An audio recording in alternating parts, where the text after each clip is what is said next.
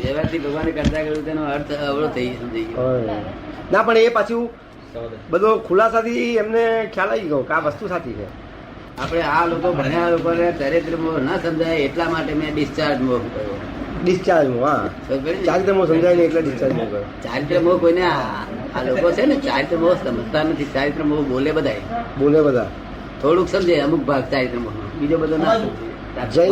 ભગવાન શું કે છે કે આ પણ મોહ જ ને. આ છે તે અત્યારે કપડા પહેરે છે, ટાઈ બાઈ બાંધી છે, ઘડિયાળ પહેરે છે, ત્યાં મોહ નથી આ કે છે? મોહ નથી. જ્ઞાની ગુરુ શું કે સાહેબ મોહ તો ખરો પણ એ ચારિત્ર મોહ છે. એક્સેપ્ટેડ કે દસમ મોહ એમ ગયેલો છે. આપણે કઈ દસમ મોહ ગયો છે માટે ચારિત્ર મોહ છૂટો પાડ્યો, નહીં તો મોહ જ કહેવાય. નહીં તો મોહ જ એકલો મોહ જ. ઈશ્વર કાકા દાદા એ જ કહે છે, મળી વહી છે ને એ જ કહે છે કે આ તમે ટેલિલિંક ના કપડા પહેરો છો, આ તો કે તમને મોહ જ છે ને. કંકોત્રી છે તો હું કપડા પહેરું છું બધું શું આવી કઈ ખબર સમજાય છે? થોડાક નથી સમજાય ડિસ્ચાર્જ માં કયો કે બધું આપણા ઇન્ડિયા મિલની સામે સંપતરાવ કોલમ કહી દે. આપડો બહુ મહાત્મા સાહિત્ય બહુ શબ્દ ગાલવા જેવો નથી. નથી કહેવાય એ ડિસ્ચાર્જ બધું કહેવાય. ડિસ્ચાર્જ આવે તો તને સમજાઈ જાય કે આ જવાનું આવ્યું છે.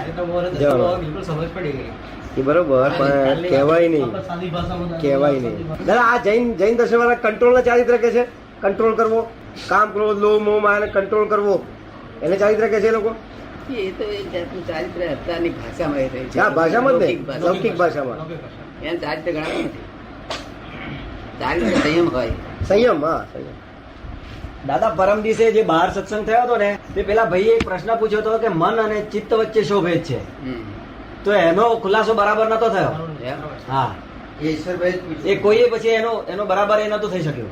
ના મન બધું ચિત્ત અહંકારને ઉપર ગોળ ગોળ ગોળ હા, ચાલે. એવું મન ચિત્ત એ નથી. પેલા હું નશો હતો. એ પાછા પડ્યા ના પાછા નહીં પડ્યા, જરા ગૂંચવણ એ કાં તો જીતવા સારું પડતો હોય, હરાવવા માટે, કે કાં તો આત્મા પ્રાપ્ત કરવા માટે ફરો. કાં તો આત્મા જેને પ્રાપ્ત કરવો હોય તે મન ને ચિત્ત નો ભેદ પડે. કીધું કે આત્મા નહીં પ્રાપ્ત કર્યો તેમ બાંધવી પડે. આ બાંધવા કોણ છે? કાલે આપણે સત્સંગ થતો હતો ને એ પરમહંસ નો સત્સંગ કહેવાય. એમાં આત્માની અને પરમાત્માની બે જ વાત છે. બે જ પરમ એ વાત નથી. ઘણા દિવસો હતો એ અહીં એકલો જ હોય, બીજી કોઈ જગ્યાએ હોય નહીં. બીજું બધે શુભાશુભ હોય. શું હોય? એમનો મૂળભૂત પ્રશ્ન શું હતો? મૂળભૂત એ વસ્તુ કે આત્મા જે પૂર્વના કર્મો લઈને આવે છે અને દેહ ધારણ કરે છે તે કયા આધારે આ બધું થાય છે એમ કે છે. જો આત્મા શુદ્ધ જ છે, આત્મા શુદ્ધ જ છે, કશું કરતો જ નથી, તો પછી જે કર્મના વર્ગણાથી આવે છે ને અહીં દેહ ધારણ કરે છે તે કયા આધારે થાય છે આ બધું? મૂળભૂત એમની શંકા એ હતી. પૂતગળ કરતા નથી કે છે, આત્માએ કરતા નથી, પૂતગળે કરતા નથી, આત્માએ કરતા નથી, તો કહે છે કયા આધારે આ બધું થાય છે? આત્મા અક્રિય છે, પૂતગલ ક્રિયાકારી છે. હા પૂતગળ ક્રિયા કરીએ તો તેથી આ પૂતગલ બધું કામ કરે. ના ભાઈ તમે મિશ્ર ચેતન કહ્યું ને, મિશ્ર ચેતનનું એટલે અને વ્યતિરેકી ગુણનું આવ્યું એટલે એમને ખ્યાલ આવ્યો વ્યતિરેકી ગુણનું. કારણ કે તમે કહ્યું લખો ના સંયોગ એવો થાય એટલે વિશેષ ગુણો ઉત્પન્ન થઈ જાય છે. એ આજના સાયન્ટિસ્ટો કબૂલ કરે છે. વિશેષ ગુણને આ લોકોએ વિભાગ કયો ત્યારે આપણા લોકો શું સમજાય? વિભાવ એટલે વિરુદ્ધ ભાવ. વિરુદ્ધ ભાવ. હા અને વિરુદ્ધ ભાવ થાય તો કાયમ એમાં આત્મામાં ઠર્યો છે. તો પછી દાદા એ બે સ્વતંત્ર ગુણો ધરાવતા પૂતગળો ભેગા થાય અને વિશેષ ભાવ ઉત્પન્ન થાય તો પછી ઓરિજિનલ સ્વતંત્ર ગુણો ખોઈ નાખે? ના, સ્વતંત્ર ગુણો એમ જ રહે. વિશેષ ગુણો ઉત્પન્ન. ધારો કે દહીં દૂધ છે, દૂધનું દહીં થયું, વિશેષ ભાવથી જ થયું ને, તો પછી એનો દૂધનો ગુણ તો ગયો ને, સ્વતંત્ર ગુણ. દૂધનો સ્વતંત્ર ગુણ. દૂધ એ વસ્તુ નથી. વસ્તુ પોતાના સ્વભાવ સહિત અવિનાશી હોય. વસ્તુ પોતાના સ્વભાવ અવિનાશી દૂધ હોય. એ વસ્તુ ના કહેવાય. જગતમાં કોઈ વસ્તુ ના કહેવાય. આંખે દેખાતી કોઈ પણ વસ્તુ ના કહેવાય. સાંભળેલી કોઈ વસ્તુ ના કહેવાય. આ વિશેષ ભાવ દહીંનો થયો તે વસ્તુ હોવી જોઈએ. દૂધ એ જ વિશેષ ભાવ છે. દૂધ એ વિશેષ ભાવ છે. દૂધ તો વસ્તુ જ ના કહેવાય. અવસ્થા છે. દૂધ એ વસ્તુ ના કહેવાય. વસ્તુ છ વસ્તુઓ તત્વો એ છ વસ્તુ કહેવાય. તત્વો અવિનાશી હોય અને એને વસ્તુ કહેવાય. અને આ દૂધ તો અવસ્થાઓ છે બધી. અવસ્થાઓ પર્યાય છે. એટલે આ છ તત્વો એ બે તત્વો ભેગા થાય કે ઉત્પન્ન થાય. 2, 3, 4, 5 ભેગા થઈ જાય. અને પોતાનો સ્વતંત્ર ગુણધર્મ સાચવીને આ એક દાખલા તો પથરા ગરમ થઈ જાય એ છે તો મારો વ્યતી પથરા એના પોતાના ઠંડા ગરમ જતો નથી. વ્યતી રહે સૂર્ય એનો પોતાનો ગુણ ત્રીજો ગુણ ઉત્પન્ન થયો, પછી એની આ ગેરહાજરી થઈ, પાછી વસ્તુ જુદી પડી એટલે થઈ. ઠંડો થઈ જાય. એ આ એક permanent વસ્તુ નથી. હા એ પરમેનન્ટ વસ્તુ આ તો નથી. એક દાખલો આપે છે. દાખલો આપ્યો છે.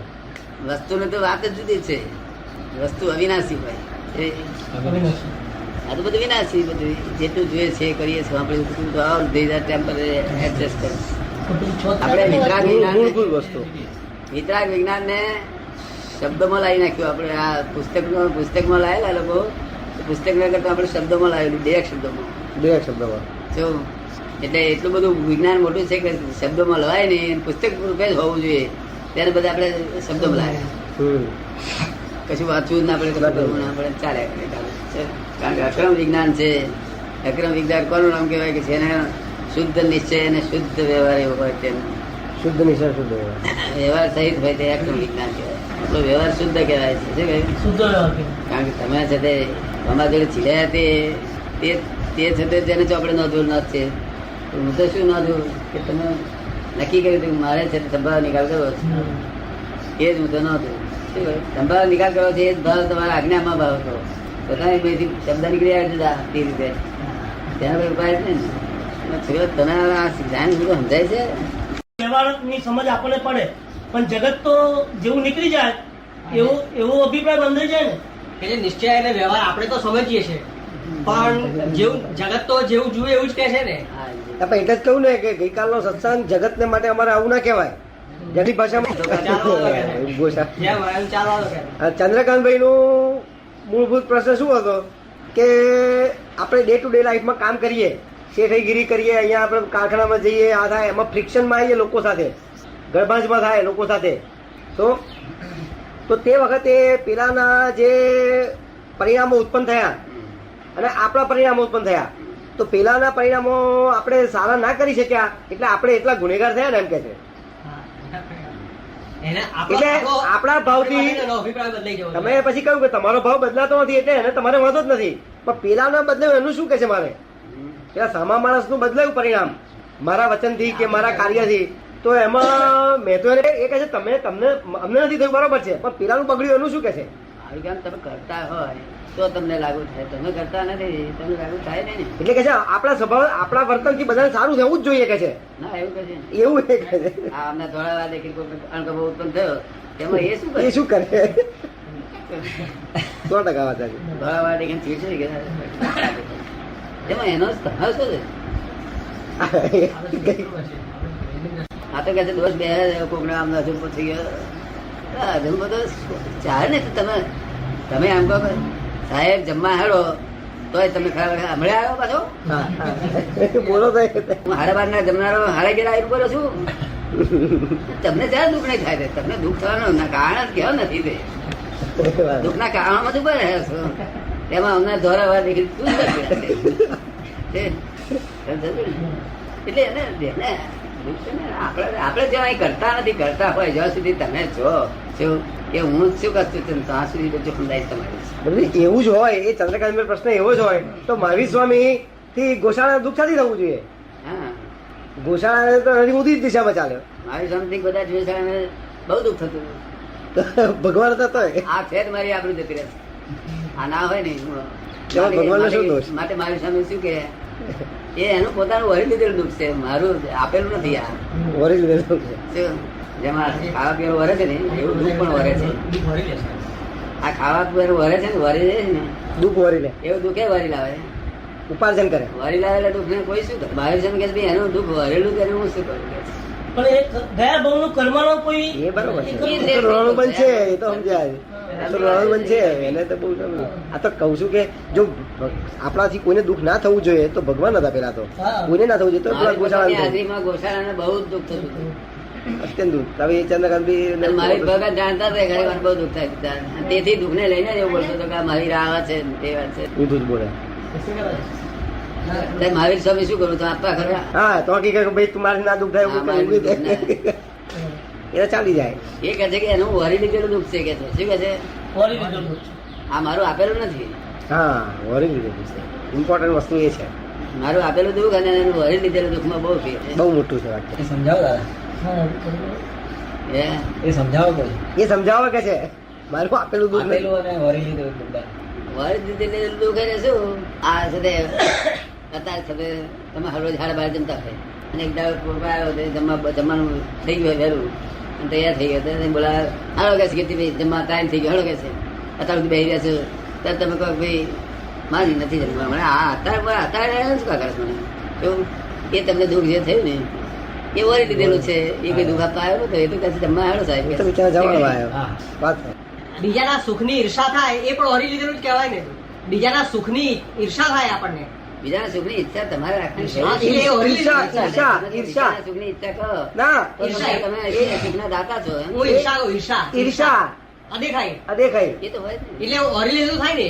નહીં દેખાય એ તો વરી લીધેલું જ ને બધું. હા, એ તો હા. વરી લીધું. વળી થાય ને. બધા વરી લીધેલા દુઃખ છે જરાય દુઃખ નથી આપેલી છું બધા વરી લીધેલા છે. હવે સમજણ પડી દાદા? મોટી સમજણ પડી. ના ના એના માટે નહીં. ના ના એમના માટે મારા માટે. એના માટે નહીં. vice versa એમ કહેવાય. એ તો પરિણામ. આમને કોઈ દુઃખ નથી હાલતું કારણ કે વર્તા નહીં લઈને એટલે સમજણ. દુઃખ તો જગત તો કરવા ગયા કરો બોલ્યા જ કરે, ચાલ્યા જ કરે. પણ વરે તે નથી. બરાબર ને? બરાબર. તે વરી લીધું. વળી દીધું. ભાગ્યા. અને આપ દુઃખ આપે એ તો જરૂર બીજે જ નાખે છે ને નહીં, એ તો કર્મ જ એ આપણે જોવા નહીં. હા. એ તો જગત નો ક્રમ જ છે જગત નો ક્રમ જ છે આ. દુઃખ આપવાનો. એટલે ત્યારે તું શું કરે પાઘડી મૂકી દે છે? તું શું કરે તમે ક્યાં ગયા ચાલો. તમને જગત નો ક્રમ છે કે નૈમિત્તિક ભાવ છે સુખ દુઃખ નો દેવા લેવાનો નૈમિત્તિક ભાવ છે